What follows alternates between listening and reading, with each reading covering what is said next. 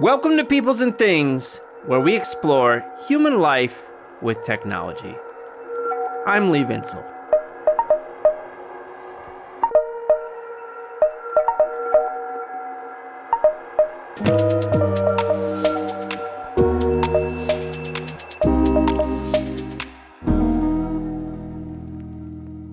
This is a different kind of introduction for a different kind of episode. And this introduction will have 3 beats. Beat 1. My life changed on November 4th, 2022, when I read a Medium post by sociologist Claudia Schwartz titled, "On its 20th anniversary, my testimonial on the Harvard STS program," in which Claudia recounted a number of forms of abuse and harassment that she'd experienced while in that program. Now, I was not a fellow in that program at the same time as Claudia, but as friends who had been in that program with me and I read the post, so many aspects of what Claudia said sounded all too familiar. Indeed, years earlier, I had begun writing an essay of my own about the kinds of abuse and bullying I had experienced when I was a fellow in that same program.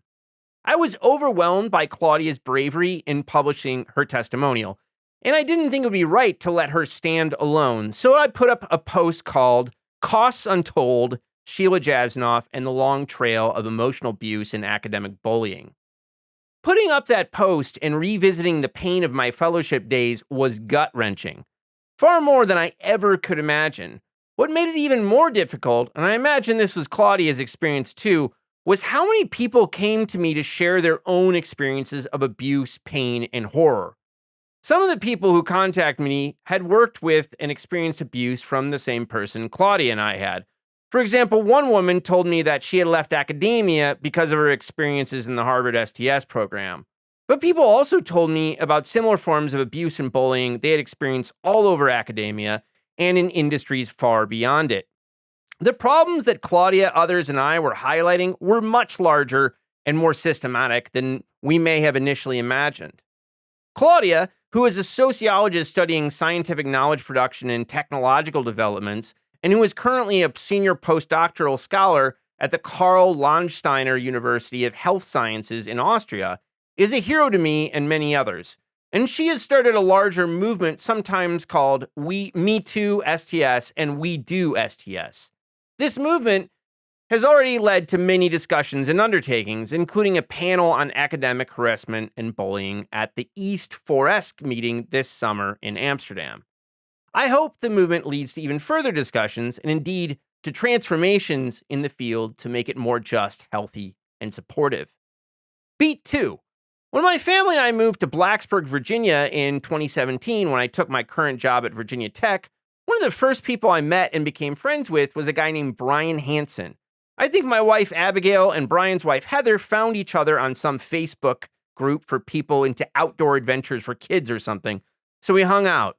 It just so happened that Bryan was and is the ombudsperson for the graduate school at Virginia Tech, where he helps graduate students deal with conflicts that develop in their graduate education and work. As I got to know Bryan, who is trained and is a leader in fields of conflict resolution and mediation, I started to get a picture of the fascinating ways folks in his field see the world. And a core element of their vision is this: conflict is a normal and natural part of human life. I mean, just look with your eyeballs, it's all around us. The question is how to deal with and resolve that conflict. A few years after I met him, Bryan began to develop a new program here at Virginia Tech called Disrupting Academic Bullying, which seeks to encourage all members of academic communities to support and promote affirming environments for research and learning. In light of my experiences with Claudia, I wanted to have Bryan on the show to talk about this program and how he thinks about academic bullying and harassment more broadly, including the effects and tolls it takes upon victims. I had a wonderful time talking with Bryan about his work. He has so much to teach us. Beat 3. Since I left Harvard, I have been lucky to work in a series of supportive and caring work environments, but none have been as supportive, enriching, and downright fun as the podcast production team I work with here at the Virginia Tech Athenaeum. I mean, these people are my best friends in town, and I love them dearly.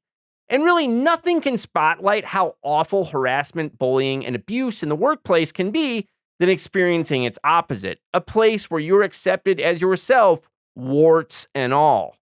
Because Bryan is here at Virginia Tech, we shot this interview in person. Indeed, this is one of those episodes where you may want to go over and watch it on YouTube. But the kind of conversation Bryan and I were having, well, it just didn't feel right to leave out the podcast production team who were right there in the room with the two of us. So near the end of the episode, you'll hear some thoughts and questions from Janaea Amor, a graduate student here at Virginia Tech. Janaea is also the co-host of the Standpoints podcast, where she and co-host Andrea Baldwin explore Black feminist experiences within a scholarly, pedagogical, and community-embedded praxis of care. I was very glad to have Janaea's perspective in the mix of this conversation, and also so happy she is a member of the production team here at the Athenaeum. Even though I think of everything I do on Peoples and Things as personal, this episode is personal in a whole different way. As these 3 beats illustrate, it's darker, more introspective, and touching on more intimate pain than I'm used to airing in this space.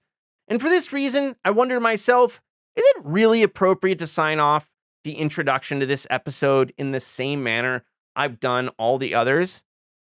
But you know what? I really love this conversation with Bryan. I'm proud of it, and I couldn't be happier to share it with you. And that's why I can say to you truly, hey, get excited!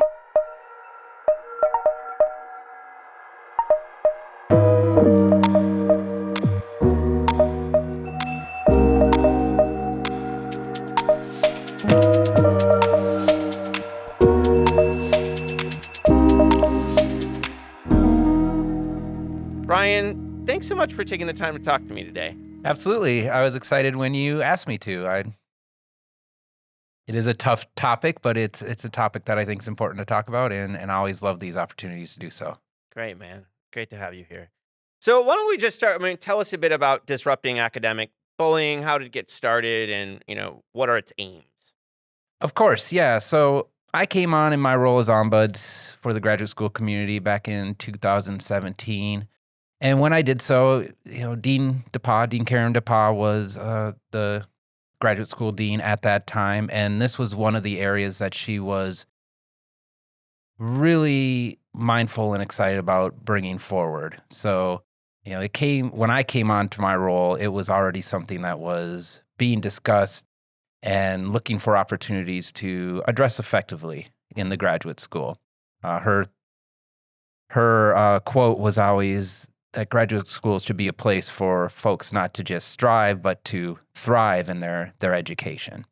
And when I came on, I really identified the need to bring this conversation forward, and from experiences that I've had in academia prior to coming here, witnessing, observing these types of dynamics really causing pain and frustration for folks, and understanding how it is not something that's just unique to Virginia Tech, but is important to tackle in general within higher ed. Mm-hmm. And so, really, took her direction and tried to see what I could do to help, bring this topic forward in our community. Mm-hmm. So worked with a committee of individuals, faculty, and students here at Virginia Tech when I first came on to try to think, well, what can we do to address academic bullying? And one of the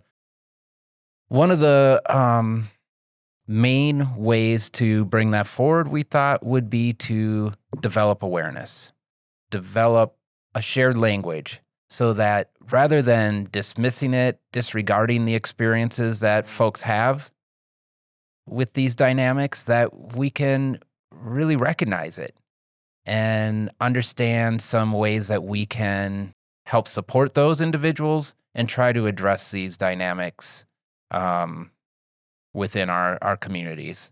And so that committee, worked hard to kind of integrate some language into our expectations for grad education here at Virginia Tech specifically, and started to establish shared language around what bullying is. Beyond that, then, I took the effort to create a specific web resource to allow our community to go there and access more information on what academic bullying is, how to identify it, how to approach these dynamics, strategically, and to help provide at least our community with a level of awareness that can start to, as I like to say, disrupt academic bullying. And got a lot of pushback about, disrupting academic bullying. Isn't this something that we want to eliminate or stop? And I think that, of course, is, the higher level goal. But what usually keeps us from getting to that goal is just this frozen moment in time where, we don't even understand how to recognize it or disrupt it when we see it. So I think that's the entry level of addressing the greater issue is how do we respond in those moments where we either are targeted by these types of behaviors or we are observing others that are experiencing these types of behaviors. Right on. And we'll go through that in a number of ways in our Okay. conversation. Can you tell people a bit about your role? Because I think ombuds are kind of spreading throughout higher ed, but they're still kind of like too rare, I think. And so, can you tell people what your role is and what you do? Yeah, I completely agree with you. While I'm a bit biased, I think it's a very important role in any organizational community to have a resource where folks can come and talk about the challenges, the conflicts, the concerns they have in their workplace, place they study. But it is not really known. And the title itself is one of the problems with it, or not problems, but challenges with understanding. It does not tell you at all what a person might do when they say they are an ombuds. But what essentially an ombuds is, it's a resource, and my role specifically for the graduate school community is a resource for anybody involved in graduate education and research that is experiencing some kind of conflict or challenge that is starting to distract them from the work that brought them here to Virginia Tech.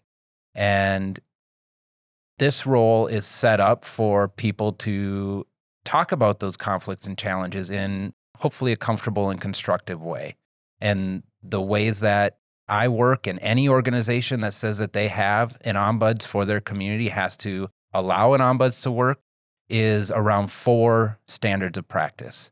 And that's one of confidentiality, so that the conversations that I have with individuals stay between me and those individuals that I'm talking with. Informality, so it's very important. I don't get engaged in any formal procedures, processes, investigations here at the university. I'm also not an office of notice, so people can really feel comfortable when they come and talk to me. We're having a conversation, and that's it. They still retain control over what happens next, and there's no documentation, no reporting of what those conversations entail. The other 2 aspects are important as well, just to ensure that everybody in the community feels open and non-defensive to this role. Is one, I'm impartial, so I intentionally am not an advocate for any individual in our community. I'm just an advocate for fair process, and I'm an advocate for making sure that the channels to address or voice concerns or conflicts are available to those that need to do so. And the last aspect of my role, the standard of practice, is that I'm independent. So that's very important with an ombuds as well, is to ensure that you're not structured formally to any level of the university. Well, of course, you're an employee of the university, and my scope is within the graduate school. The office is independent to free up any potential conflicts of interest. That's kind of the formal aspect of independence. But the more informal and probably more important to people is I'm outside of their day-to-day communities. And, when we are working with those that we are working with regularly, we have certain identities that we want to uphold. And, often we feel that conflict or expressing that we have a conflict can make those identities feel vulnerable. So folks can come to me talk about what they're experiencing. We can think through options, strategies to address those situations, specific steps that might be helpful along the way. And I can help them navigate from behind the scenes so that then they can hopefully go back into those communities, those day-to-day communities that they're part of, try to approach the situation differently, or in a more concerted or mindful way, and hopefully get past those conflicts without anybody knowing that they had any assistance. So can you tell us a bit about your kind of training and professional background? Do I remember correctly that you were like a president of a professional association that does work around this kind of stuff? Yeah, I've been studying conflict and organizational psychology for, well, make me feel old now, over 20 years. Really started in the Bay Area where I was really interested in identifying, one, because we spend so much time in our workplace, in our academic arenas, and conflict can really disrupt our well-being if we are facing challenges or conflict within those arenas. Mm-hmm. And that really interested me, and trying to think of ways that we can help improve those environments so people could then carry over, positive experiences from that domain to other domains that they might be part of, their families or communities. So, started studying organizational psychology and conflict management specifically within that realm, like I said, over 20 years ago, and working in California, started mediating and consulting in teams, organizations to try to help folks get past those sticky points that are impeding their ability to be productive and constructive as a team. From there, once I got my master's degree in this area, I moved on and got an opportunity to work with a new program at Creighton University, where we focus specifically on providing master's degrees in conflict resolution. Mm-hmm. And really enjoyed that opportunity to bring forward, this understanding and new ways of looking at conflict to folks working in a variety of organizational contexts. Mm-hmm. So that was one of the nice aspects of this degree, is that it provided, professionals and those interested in specifically becoming conflict resolution practitioners with a background and ability to really affect the communities that they're part of. And that's where, when I was in that role is when I got the opportunity to get involved with the professional associations, and at one time was president of the board of the Association for Conflict Resolution, which mm-hmm. is an overarching umbrella association for all conflict resolution practitioners. So ombuds, mediators, lawyers, scholars that are interested in looking at constructive forms of conflict. And I really enjoyed that and worked there for, almost 10 years before deciding that I really wanted to change my focus and, try to work in an intentional role to help folks. And got this opportunity here at Virginia Tech to, be the ombuds for the graduate school community. Yeah. One of the things I learned from you from like the dad parts of our lives when we're just like walking around chatting while we're watching our kids is that in the field you work in, like one of the kind of foundational viewpoints is that conflict is just kind of natural part of human life. I don't know, that really shifted things for me in like the workplace, it's just like seeing conflict as like, it happens. And then the question is like, how do you respond? You respond to it, right? Yeah, and that's exactly right. And that is the foundation of any introductory conversations or seminars that I have in conflict engagement, mm-hmm. is to, one, really recognize what seems, well, maybe I am biased because I've been studying this for 20 years, seems so obvious, but so many people walk through life pretending that they're not ever going to experience conflict. Yeah. The reality is we are navigating conflict dynamics every single day throughout all of our interactions. Yeah. When, we're trying to figure out, where we want to get lunch with some buddies or Yeah. something like that. We're not Yeah. giving it the presence. It's not that big C conflict where we're looking at the devastating outcomes. Right. But they are, conflicts where we're thinking about what are our interests, what are their interests, what do I need today? Do I need to go now to eat lunch? We're constantly navigating that. And we do so, based on, how we've gotten through similar conflict dynamics Yeah. as we grew up or what was modeled Right. within our families. And so what I try to do is just bring that recognition forward so that if we find that either we're facing a big C conflict and our approach is to pretend that, well, we are unable to address that, well, what has helped you address conflicts in the past? Or if we are just, feeling that there are certain conflicts that we are not getting past and they are lingering and they are starting to cause us stress and distract us from what we really want to be doing in this community, in this environment. And so how can we not be afraid of engaging or addressing that by recognizing this is there Right. and this is present? Yeah, and like the one thing, I guess one more thing I wanted to ask you before we kind of dive into the guts of our conversation today is, when we were kind of doing a pre-conversation about this, I was like, how as your life is conflict in some ways. Like, I mean, this is what you do in and day out is you deal with interpersonal conflicts. And, I was like, how do you avoid taking this home with you, right? And you're like, well, actually, that might not be realistic, right? Or like, that's not like, it's not so easy. So, I mean, I think, for a lot of people, regardless of how big or little C conflict the thing in their work life is that's bothering them, one of the things that conflict does is it does come into the other parts of our lives and we ruminate on it and such. So, yeah, I mean, just you deal with it all the time. So, I mean, how have you learned how to live with conflict and, trying to keep balance with it? Well, really, counting on my peers, other conflict resolution practitioners to talk through some of the challenges that I'm having and just being, using that same mindset that I try to help others have is recognizing when I'm feeling affected by the conflicts and, not able to, just operate normally. So it takes a lot of reflection and a level of mindfulness to try to reframe, the experiences that I'm having and just recognizing when it's impacting me.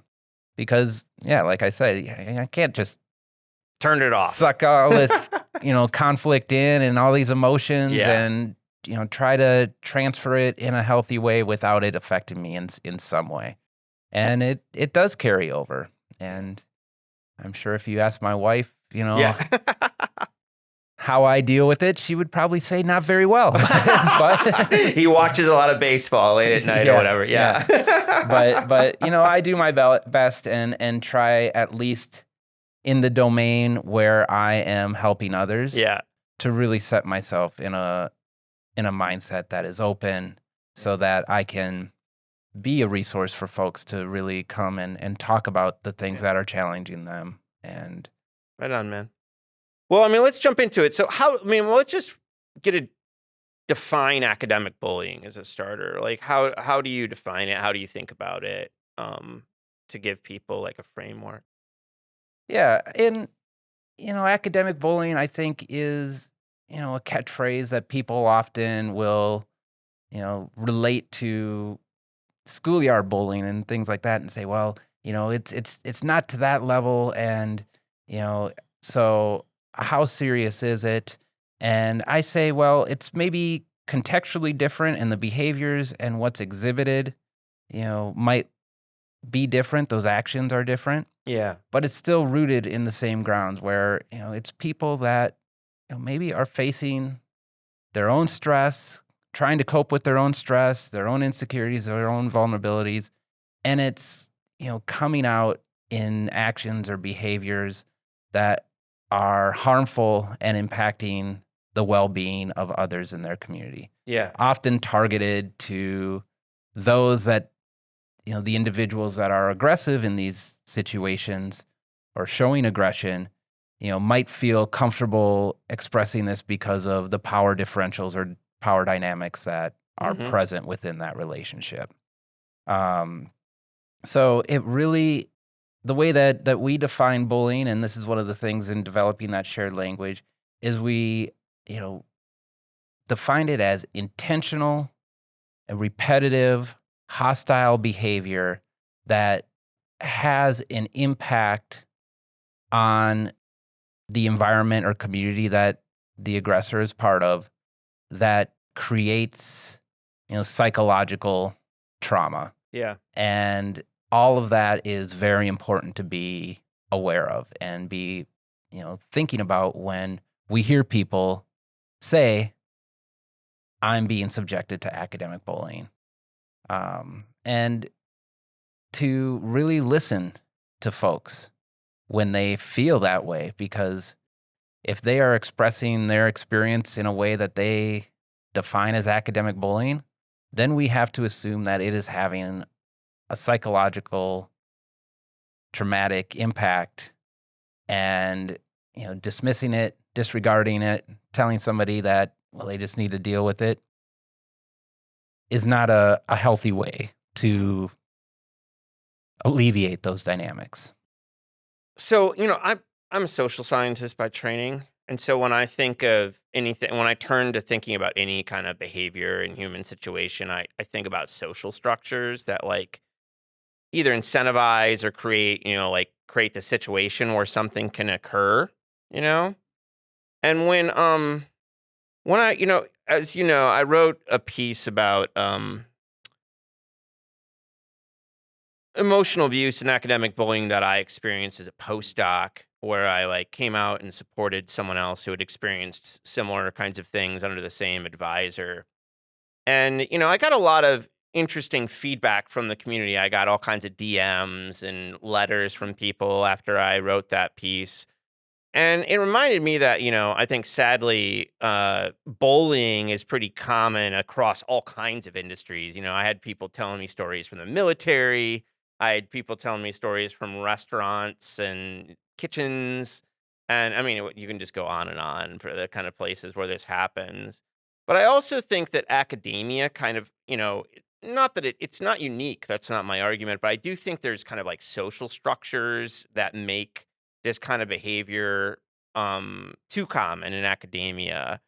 For, um, and so some of them I think are like there's hierarchical relations, right, of advisors and lab heads and stuff like that. There's often a lack of oversight, where there's like, like a lab can kind of be off of it on its own. There's no one above it or even kind of next to it looking about what behaviors are going on in there. There's real dependence where those people below their supervisors feel like very dependent on the goodwill of that person. So like, in this industry, we depend on things like letters of recommendation as an instance, or someone vouching for you. And so, you might be afraid of reprisal or, speaking up, for instance. Um, and so on and so forth. But I want to just like, are there any other kind of like structures in academia that you kind of think, foster this kind of behavior? Definitely. I mean, you named some of the main components there. That Mhm. we are in an environment where power differentials are real. Whether that's senior faculty, junior faculty, you know, high level PI getting lots of grants to somebody still trying to get their Yeah. first grants. Um, Faculty to students, Yeah. senior students, junior students. All of those create those opportunities where, like I said earlier, when we're rooting this into people coping with their own stress, insecurities, vulnerabilities, and, not behaving effectively or, maybe behaving aggressively to others, that they Mhm. feel like they can offload that, Yeah. stress onto. So that's definitely, I think, one of the big aspects. Higher ed also, if you think about how do people rise up in higher ed, they rise up because they're really good at the research that they are focused on, the specialized expertise that they've developed Yeah. throughout. And oftentimes, that development of expertise does not also integrate understandings of leadership, management, Oh, God. communication, Yeah. mentoring. Yeah. Yet, when you become a PI responsible for a large grant, or you are a faculty member that is mentoring students, it's kind of implied that that's something you need to figure out. And that's not easy if you don't have the foundations that can really help you do that successfully. And we don't really train around those things either. yeah, not historically. Yeah. And there are efforts here at Virginia Tech yeah. in trying to give that well-balanced training, but that's not always seen as an effective use of time for grad students. Yeah. And so that's, there's still pushback and resistance to that, even if they can also recognize that it will be part of their role as they advance.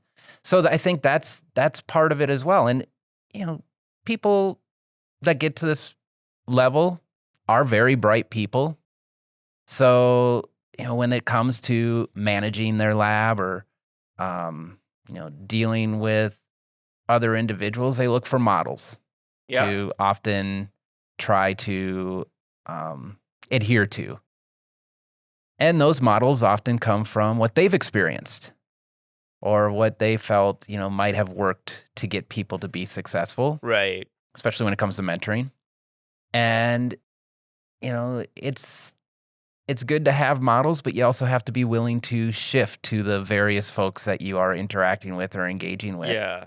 And so sticking to one model can also cause lots of stress and problems and have a negative impact. Right. I mean, you could have like traditions of like tough love and quotation marks and all these kinds of things, right? And it worked for me. Yeah. So it should work for everyone, right? Right. Yeah. So I think that's a big part of it is just this lack of training to really succeed in these roles. So once again, that causes stress. So, people might not act their best when they're trying to figure things out on the fly. Yeah.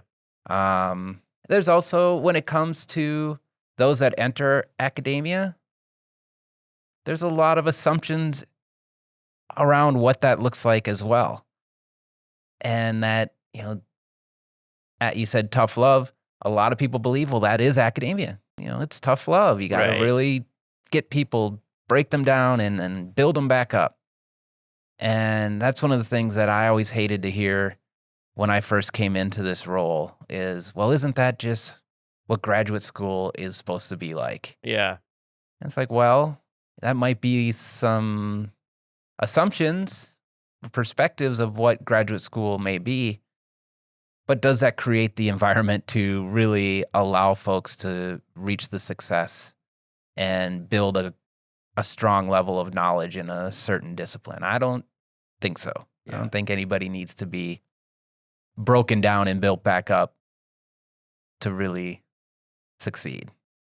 So I think, those assumptions also create the space in higher ed for academic bullying to be maybe not justified, but just dismissed as something that can be dealt with. Right.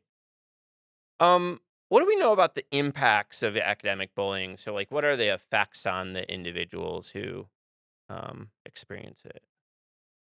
It has a very traumatic effect, and there's a lot of good research out there. And I actually brought some that I'm happy to kind of read through here. Because there's this group, Academic Parity, led by a fellow named Morteza Mohammed out of Michigan State University. Okay. And I really want to kind of share some of the work that they did here. Morteza Mahmoudi, it was his name, out of Michigan State University. What we find is it's really hard to get a grasp of how academic bullying affects folks or how people experience it in your own institution due to the vulnerabilities folks feel. Yeah. You talked about it. We need these relationships to work. And if we start complaining about them or recognizing how they might be hostile or aggressive, we might affect our own standing in this community. So it's really hard to get good data from individual communities. And these individuals who, Mahmoudi specifically started a organization called Academic Parity, which looks at bullying in STEM fields as a international concern. Yeah. And he and co-author Sherry Moss out of Wake Forest, a few years ago now, this was published in 2021, put out a general survey through many different channels, academic journals, Chronicle of Higher Ed, to anonymously gain people's experiences with what they defined as academic bullying. And it was amazing. Over a time span of a year, they got thousands of qualitative responses. Wow. Of people sharing how bullying impacted them. Yeah. And the really nice thing is they put this out there for people to read. So you can go and it's their article is titled "Stem the Bullying: An Empirical Investigation of Abusive Supervision in Academic Science." And as an appendix to there, they provide all 1,000 qualitative responses. And it is amazing. I've got a couple here that I like to share. Here's one. I have won my university's top PhD student award and have 10 papers published, 7 first author, another 4 papers to be published within the next year, 2 to 3 first authors. I wanted to become a professor, but after the treatment and behavior of my PI and department, I do not want to ever be involved with academia again. So here's someone that devoted so much of their time and energy to building themselves up towards academia, obviously is successful by gaining traction in journals with the literature that they're creating, saying, I'm done. I do not want to be part of it. So, that's a fail for our institutions. And, it's a, cost that we have that, people like this are opting out. Yep. I mean, just riffing on that one for a second. I mean, when I published my post, I had someone contact me via DM saying they had left the industry because of what they experienced under the same person. So I think that's kind of one cost of this. And I think you had talked about it in other situations of like, then we lose out on all that good work. We lose out on the knowledge, not only like the individual suffering, but there's collective costs too, that we lose these folks who. Yeah. Yeah. I mean, because we can say, well, the strongest will survive those types of environments. But does that really mean that we're getting the brightest? And so how many folks have opted out even earlier than getting to grad school because they felt like this was not going to be a pathway that they could maintain their well-being in? And so, are we losing that level of knowledge or potential innovation or advancements in how we or what we know by losing folks? Yeah.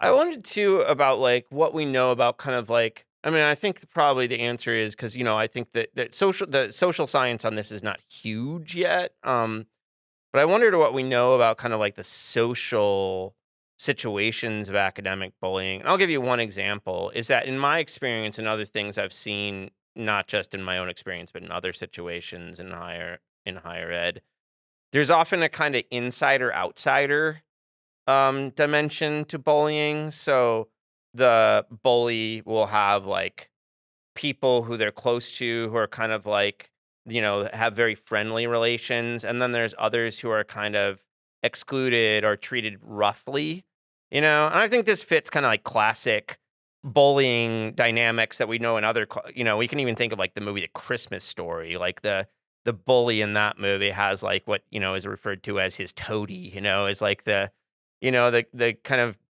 good people the good people in quotation marks on the inside that are treated like nicely while others are excluded. So I just wonder, like, do we know much about kind of like how these bullying social situations play out in things like that? Yeah, and there's a wonderful article put forth by Morris that it's the influence of bystanders in subsequent bullying behavior that kind of talks about, how does bullying exist in academia or in the workplace? Like I said, It's not like the schoolyard where you have somebody stealing your lunch money or, you're getting beat up or snuggied or whatever it might be. Yeah. A lot of these things are kind of indirect, Yeah. but yet very harmful. And so we need to be aware of how that happens. And so she defines different forms of bullying, and one that you're talking about, indirect manipulative aggression, where maybe the target's not even in the room. But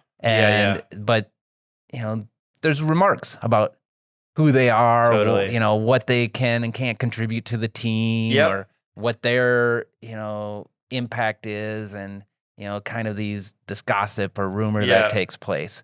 Or other ways that shows up is we might have a group of 4 of us in a 5-person team that goes out and gets drinks after work, yet never really tend to invite so-and-so. Yeah.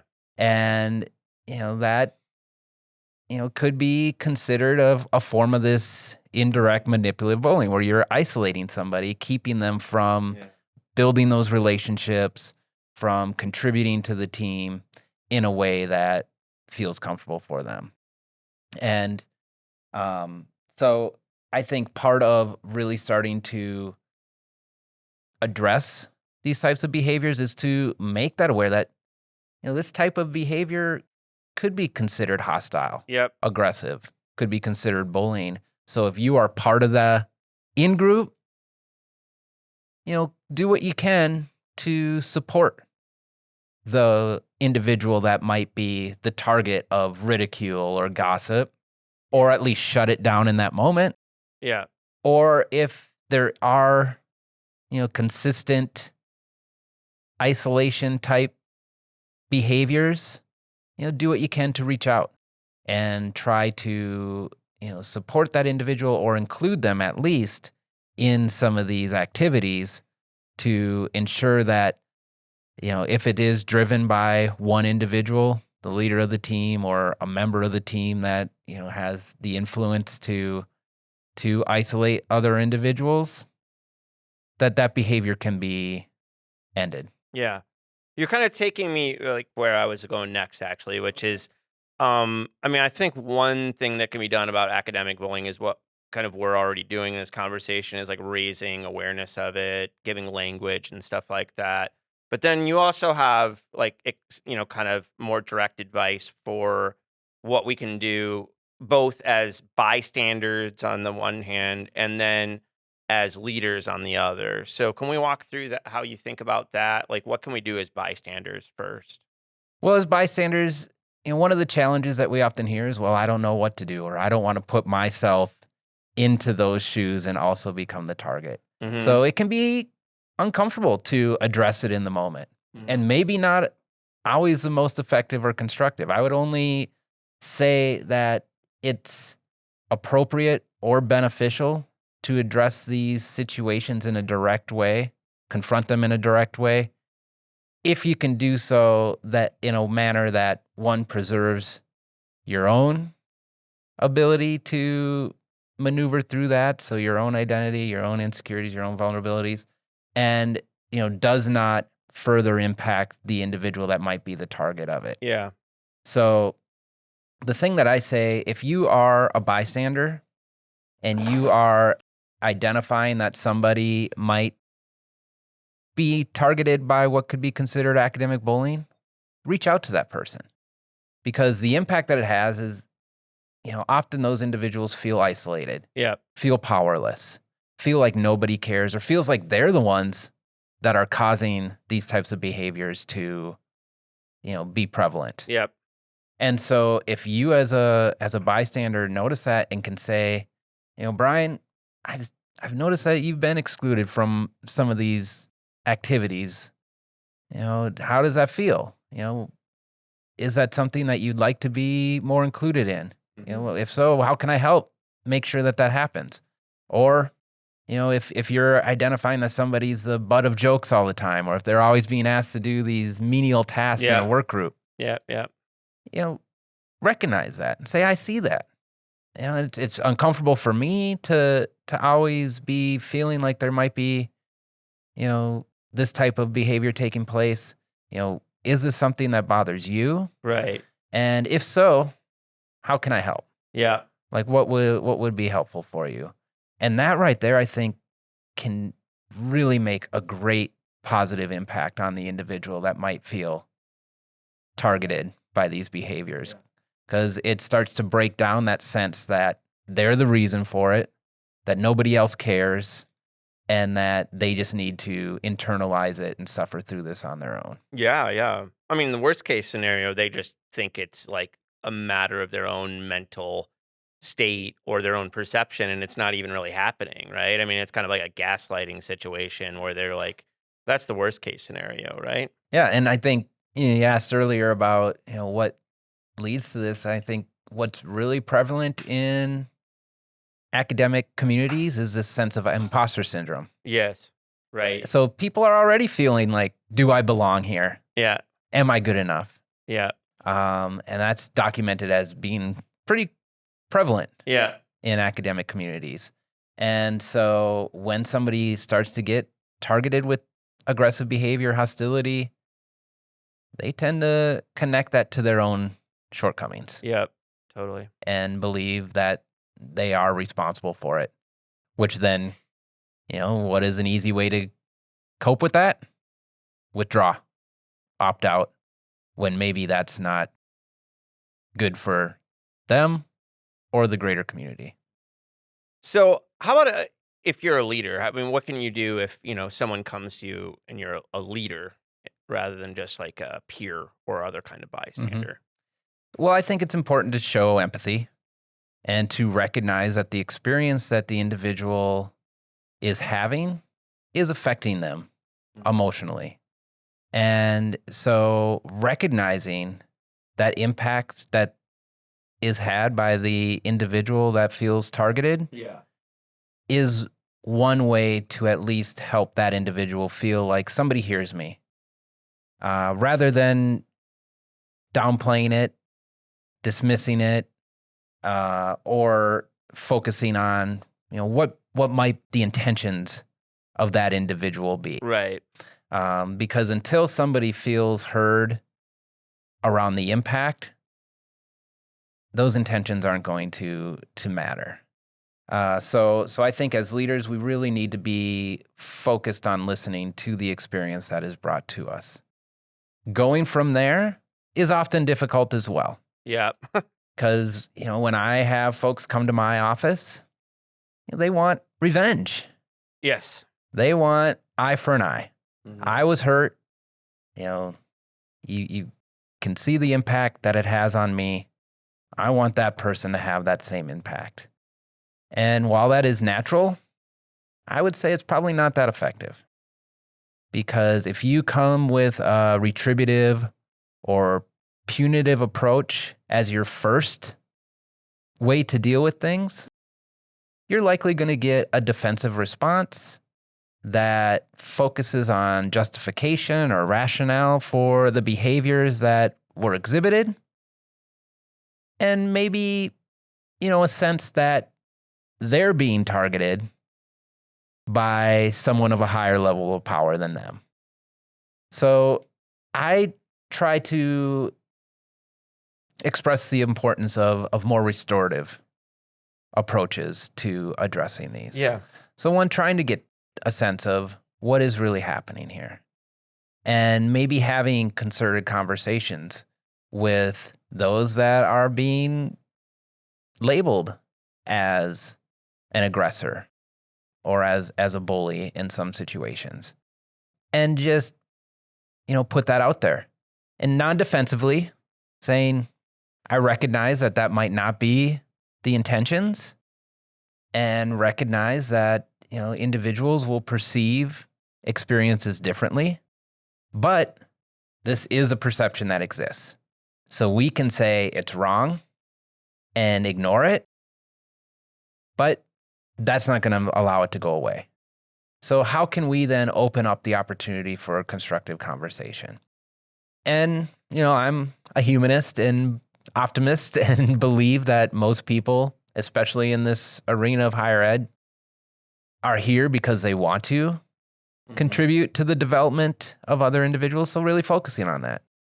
Well, how does this impact our ability to, really create an environment that people feel comfortable engaging and developing in? Yeah.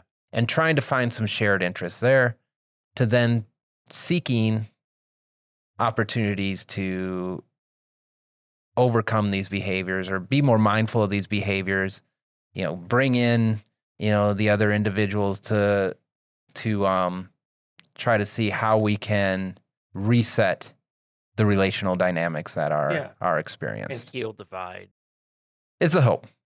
And I think in many situations, people do become labeled as aggressors or behaviors due to, not that they aren't exhibiting hostile behaviors, but because they are unable to cope with their own stress effectively or not recognizing the impact that their behaviors are having on other folks. So it's more accidental. And once they identify, like, wow, they think I'm an asshole, I don't want that. What can I do to improve this community? And there are, though, those individuals that are more chronic bullies or that see this type of behavior as political gamemanship. And in those situations, that's a harder nut to crack. Where, starting with some of those restorative approaches, I think is important. But then for leadership, specifically, it's important to think, if this is recurrent, what do we need to do to change these dynamics in a more punitive way, I guess we'll say. So, getting the appropriate training or sanctioning folks so that they recognize this behavior isn't going to be tolerated in our communities. Or like past examples I know are just like, you can't be a supervisor anymore. Those are extreme examples. Those are extreme, but those are sanctions that, could create a level of awareness that those behaviors aren't going to be conducive to your success. Because, to be successful in academia, you need to be able to collaborate and build teams to help bring research programs forward. One of the things when I was reading through some of your materials, I was thinking about kind of nonviolent communication in Marshall Rosenberg's work.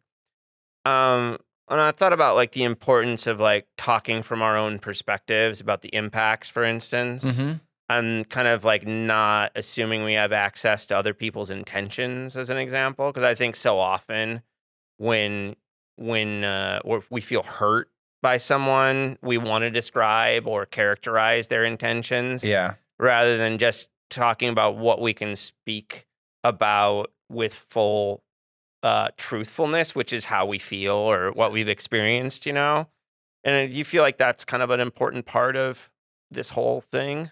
I think it's a way to kind of break down these dynamics or to get past, this back and forth of, well, you're misperceiving my intentions.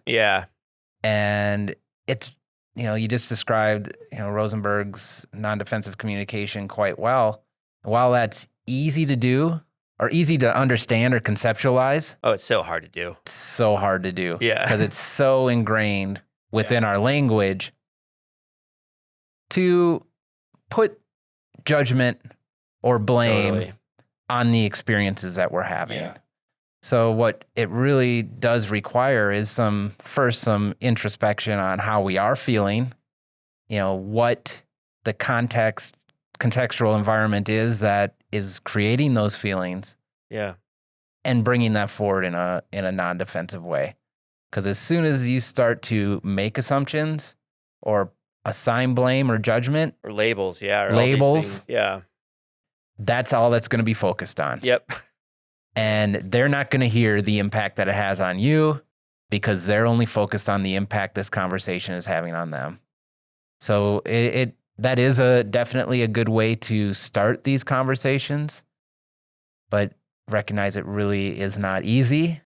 And that's why it's helpful then to to build that support structure for you and Yes. to really, healthy support structures That's as right. well. So that's where I was going next. I have kind of two more questions for you before we turn to the production team here in the room and see if they have any thoughts. But so, I mean, like the first one's kind of big, which is like, what kind of structural changes and do you think we can make in higher ed around this stuff in the way that you were just saying, like, there's things we can do together, right? And I know, I mean, one vision is like, you can imagine a kind of certification program around this where departments like, like would go through something and establish certain policies and structures and stuff so that, they show that they demonstrate that they're kind of opposed to academic bullying and want to work on it. But I mean, what do you really, I mean, what really, I mean, you can dream big here if you want, but like, No, I love that opportunity, Lee. And it's exactly, I mean, you framed, one way that I think could create opportunities to change this dynamic and maybe change that assumption that this is what higher ed is. Yeah. And, it is by just having conversations. Because we think about, other important concerns in the world of higher ed, like, gender-based bias. Right. 20 years ago, 30 years ago, nobody would talk about that. They would just assume, well, that's just what higher ed is. You have to expect that if you're going to be wanting to be involved in higher education. But, there have been concerted efforts to raise awareness, to have important conversations around this, to provide training, to create policies where now I think, well, I hope people recognize that gender-based bias has no place in academia. Yeah. And that, the opportunities for all to be successful is of utmost importance. So looking for opportunities to do similar things with this level of aggression and hostility, I think is important. Having regular conversations about these types of dynamics within work teams, departments, colleges, I think is a good start. I've got a vision where, we could have some kind of certification or at least a pledge that is followed up with, regular assessment. How are we addressing these types of situations? Are we providing channels for folks to talk about their experiences? Are we engaging in constructive conversations to address the experiences that are taking place? And are we moving the needle where people no longer feel they're subjected to hostility or aggression within a work team, department, or a college? And that would be a wonderful, place to exist. And I think it would require, training. Can we integrate training, communication training, mentoring training alongside the training within these specialized disciplines? Yeah. So, that we can create future members of higher ed communities that, are aware of these dynamics and do not tolerate hostility and aggression in this way. Yeah, and I think there's reasons to be hopeful that that's something that could happen. I mean, I think we're seeing it happen around diversity stuff right now. We require such kind of training at the graduate level here at Virginia Tech. I know because my department's kind of dealing with the formal paperwork side of that right now. And I also want to say, I mean, it's something that's kept popping up in my mind, throughout our conversation is that I totally believe, I know you do too, and I think that any social science would show too that these kind of academic bullying issues like conform to other kinds of social hierarchies that we have in the world around race, gender, sexuality and queer and trans stuff. And all these things like are all wrapped up in these power issues, right? And I think it's important for us to highlight that. Yeah. I mean, I just read in Inside Higher Ed Times today, talking about the bill in Alabama that, is trying to keep those conversations out of Right. universities. And that Yeah. just really frightens me. Yeah, it's very harmful. I also wanted to talk to you for a second about the potential limits of these kinds of efforts. Mm-hmm. And I know this is something you and I have talked about in a variety of ways before. But I mean, I think that there's like so many things we could do, new structures and policies and shifts and conversations we could have. There's so much we could do to have a better culture around these things and to provide people support, to provide people places to go when they're facing problems like this, And I think we have to do those things for sure. But I also like sometimes, like I think about the limits too, Mm-hmm. And the experience that I had is that after I wrote my post, this young person who had been kind of bullied and excluded by the same person I'd kind of been attacked by wrote me and told me about an experience she went to where she went back to her home institution after experiencing this at a summer camp. And a person she worked with had asked her to apologize to the person she'd been bullied by, because that person, I guess, worked under the bully. And, you know, I was talking about all these things that we can and should do in higher ed, Mm-hmm. you know? And she said to me, like, okay, we can do all those things. Do you think it's going to make people brave? You know? And, I think that, like, I think bravery or like as a virtue or a character trait, right? I think you have to think about all the social structures that support someone or you like foster, like allow them to be brave, right? It's way easier to be brave when you're a tenured professor, right? And have all these protections, for instance, than if you're in a super precarious position or you're just starting out your career, all these kinds of things, right? And yet I think we know that there's like there's people who are super secure in their career who see things happen bad and they don't speak up, right? In that moment, or even later, they don't contact the person. So I just wonder, like, my answer to her was like, there's lots we can and should do. And there's also the reality that like some people, for whatever reason, are not going to speak up. They're not going to reach out. They're not going to do those things.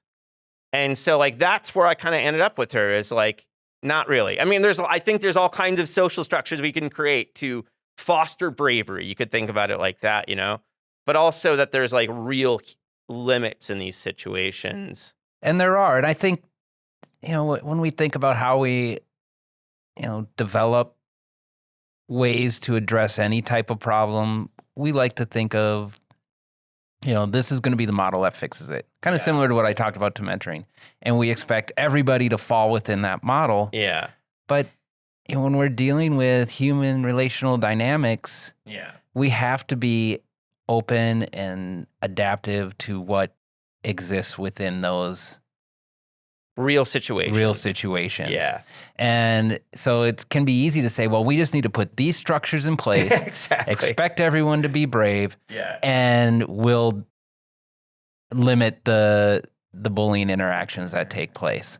So I think it takes a holistic approach where we are starting by, creating this level of awareness, recognizing that people will adapt to that differently, but if we can keep that conversation going consistently and recognizing when the limits are present, that we can then start to turn the needle to where it is disrupted more often or is limited at a higher level.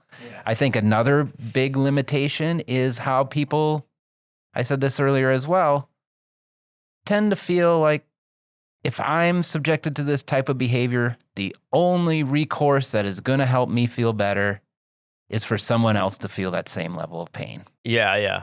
And, that limits then the options of really addressing what's taken place and can make people feel then if they don't get that satisfaction, that nothing is happening. Yeah. And then that can then,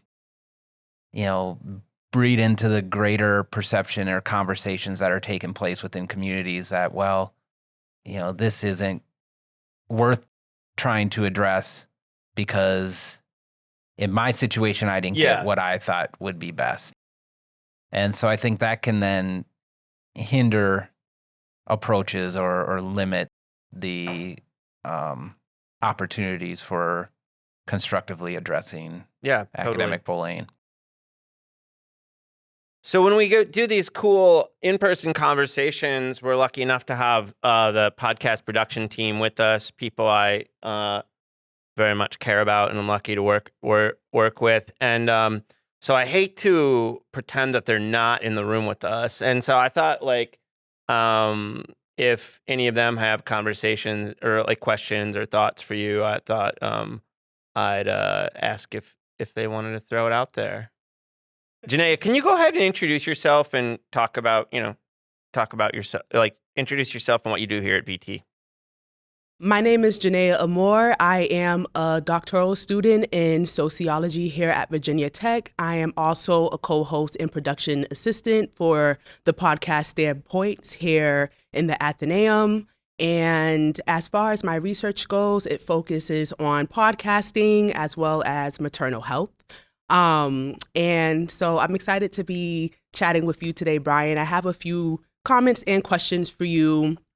In the conversation that you've had with Lee, you talked about the definition of academic bullying and how it pertains to aggressive and hostility behavior.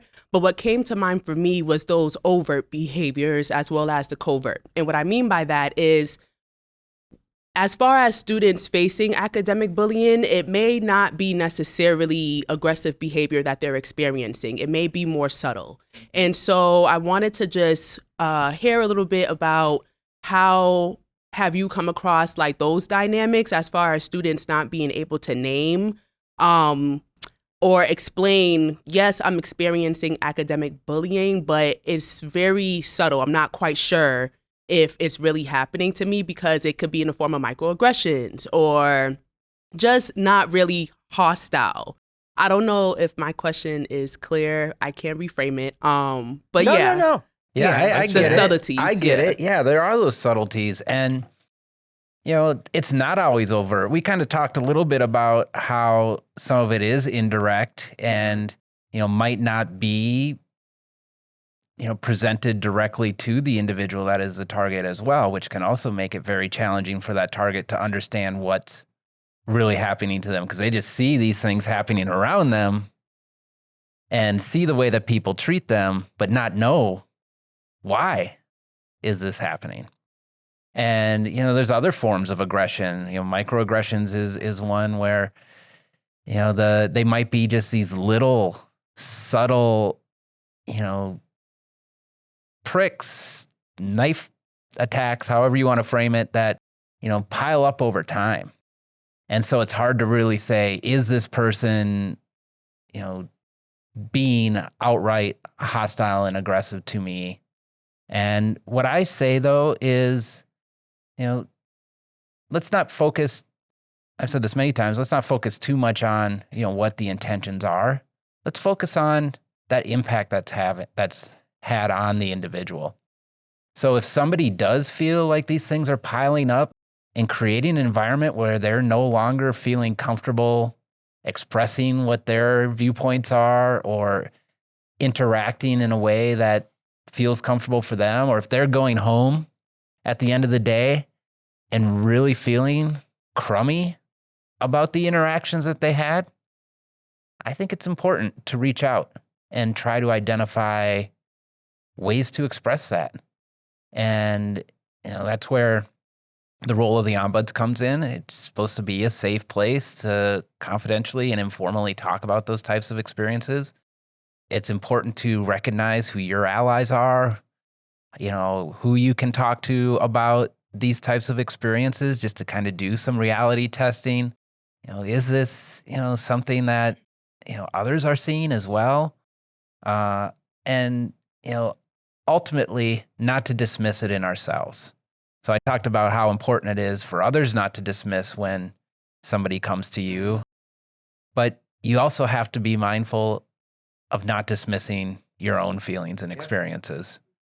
So that can be one way to help bring this forward. And, it can be a big label to say I'm being bullied, and we don't need to go there. Like, I don't think that's really important in all of these situations. What's important is recognizing the environment that I'm spending so much time in, investing so much of my efforts and focus in, doesn't feel right. So what can I do to address that? Absolutely. And as you were sharing too, I'm also thinking about how from the conversation that was being had, it also can look like the student themselves are the only ones experiencing bullying. But just from my personal experience being within the academic journey for starting from kindergarten to now to graduate school, but mainly in higher education, I've witnessed some of like my faculty and mentors who've also had to experience conflict and complications, whether it's with leadership or within their own programs. And I'm just wondering, what advice do you have for mentees, right? Like students who are seeing their mentors going through this type of like relational dynamics, and they feel that is also impacting their career trajectories and them pursuing their research as well.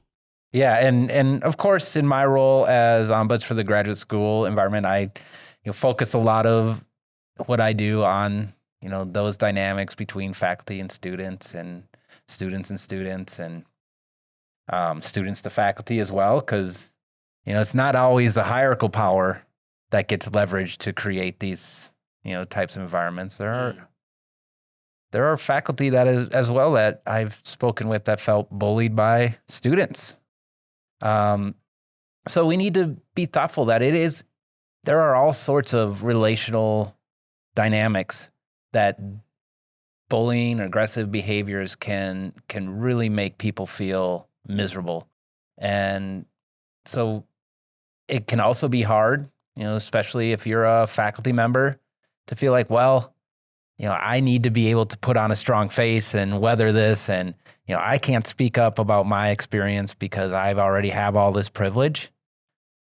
That doesn't help the community, and it doesn't help that situation as well. So, I try to encourage all folks to once again, be present to how they are feeling.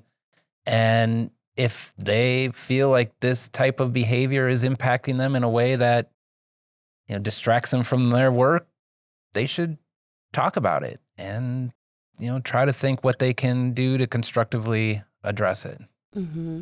And have you witnessed in like whether it's different programs or just from the impact that you and Lee discussed earlier, the ways in which individuals or communities like within specific programs are practicing conflict management approaches?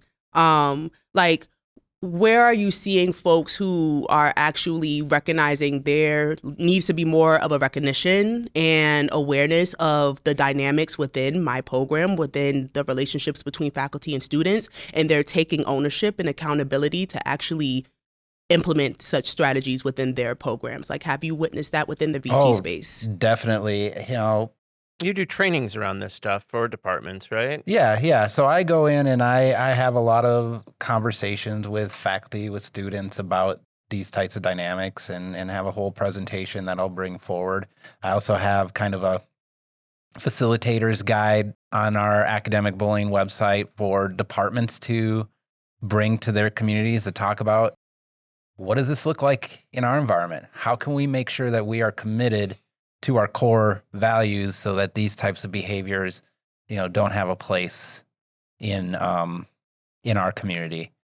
But I do definitely see, some departments do wonderful work in this arena. The College of Engineering and the engineering education program spends a lot of time and effort to really create inclusive environments and to raise awareness of these types of dynamics. I know Dr. Walter Lee is somebody that has Yeah. He spent significant amount of his time trying to develop mentoring programs for faculty members and raising awareness of these types of dynamics.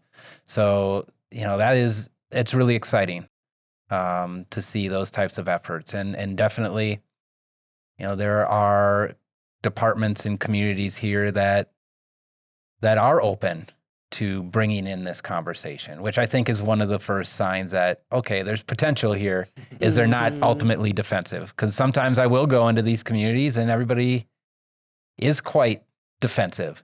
Oh, no, that's not something that we would ever have happen here. Or that's something that we just can't get past because, people are untouchable and we can't, do anything about who they are as individuals. And that level of downplaying or dismissiveness is frightening. But I would say that isn't, in my experience, I don't think that's prevalent here at Virginia Tech. No, that's awesome to hear because one of the things that was basically said earlier is that conflict is a part of the human experience. We can't run from that. And I remember having a conversation with one of the leaders within the graduate school where she discussed one of the ways that such interactions aren't mitigated is because of avoidance. And this is not just from the student side, this is from the faculty side as well. And so just hearing that there are programs and there are departments who are recognizing that, in order to have a strong community, there needs to be these vulnerable conversations and these brave conversations in order to progress. And I love hearing that it's not just about the student buckling down and just doing research, but actually thriving and having a conducive space that allows them to do that as well. So it's great. And so I have one final question. I would just love to hear about because I know we talked about your background and that part, your professional experience, but I would love to delve in a little bit more about the personal, like what inspired you or motivated you to pursue this career path specifically? Well, thank you. Yeah, I mean, the story that I framed for myself was how did I get into working with conflict? It started when I was in my undergrad and, really saw an area of improvement in our society was the need to look at how we are dealing with incarceration and responding to folks that have made terrible decisions in their life and put them in, confinement. And so I started out my undergrad in corrections and, thought I would change the world. But did so in South Central Minnesota in a university that was very strong in their law enforcement program, which for my first year of undergrad, I found myself just pushing against what was believed to be the way to deal with criminals was to go in, lock them up, take them out of society. And after a while, after 1 year, I realized that, I was in the wrong place, that I can't get against that, and just transitioned to communications where I took my first conflict class, conflict and communication or something. And it really stuck with me. And I saw that as it brought that realization that, it's, how we are dealing with conflict that really impacts who we are in this life and how we feel about the life that we have. And, that kind of put me on this intentional path to try to figure out how can we change that perspective so people are more thoughtfully thinking about the conflicts that they're in and engaging them in more constructive ways so that, they don't end up in positions where they're subject to the societal structures that we have if they make, bad decisions in those conflict situations. So that kind of got me started. And, it was a long path to where I finally got to get back to the arena of incarcerated individuals, where I worked for an alternatives to violence project in a correctional center in Omaha, Nebraska, trying to bring this type of conversation forward. And in that time is when I went through my graduate school experience and got, background in organizational psychology and conflict management, and then a doctorate in organizational leadership, and where I focused on conflict management. And, really started to bring this forward from not only conflicts in our communities and interpersonal conflicts to conflict in the workplace.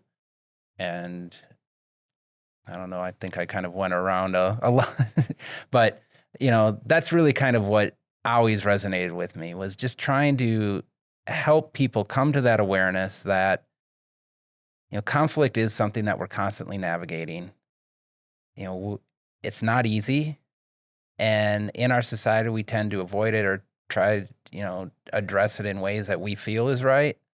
But what can we do to really try to, be more intentional and constructive in those levels of engagement? Janaea, thank you so much for hopping in. I really appreciate it. I'm keeping an eye on the clock here because, Bryan, we got to get you to another class. But hey, buddy, I wanted to thank you so much for taking the time to talk to us today. It's been a really great conversation, and I know it's going to be really important and informing for a lot of listeners out there. So thank you so much. I appreciate it, Lee. Yeah, no, this has been great. Wonderful team you have here. And I always get a little bit nervous when there's cameras and microphones. And you did well. You did well. Have this feeling like my mind will go completely blank. Hopefully it came through in a cohesive way. You did great, man. Thank you. Thank you. Yep. Thank you.